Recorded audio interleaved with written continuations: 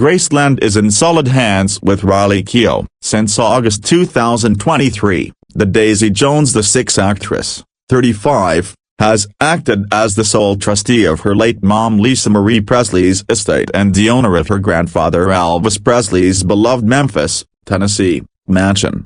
"My hope is to continue what my grandmother, Priscilla Presley, did, and then my mother did, which is simply to preserve our family home," Riley tells People via email for this week's cover story.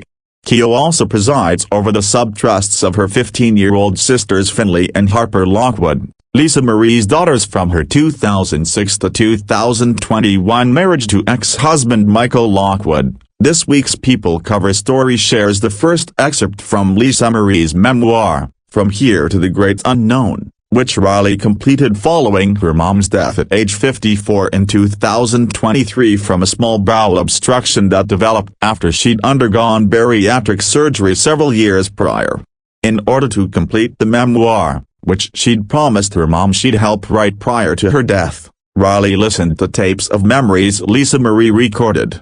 "Because my mother was Elvis Presley's daughter, she was constantly talked about, argued over and dissected," Riley says. "What she wanted to do in her memoir, and what I hope I've done in finishing it for her, is to go beneath the magazine headline idea of her and reveal the core of who she was, to turn her into a three-dimensional human being, the best mother, a wild child, a fierce friend, an underrated artist, frank, funny, traumatized, joyous, grieving everything that she was throughout her remarkable life. I want to give voice to my mother in a way that eluded her while she was alive." In the memoir, Lisa Marie talks about that Elvis love and how much she struggled after his death, her romantic relationships, the bomb of motherhood, the devastating death of her son Benjamin, Riley's brother, in 2020, and the redemptive birth of her granddaughter, Riley's 2-year-old daughter Tupelo.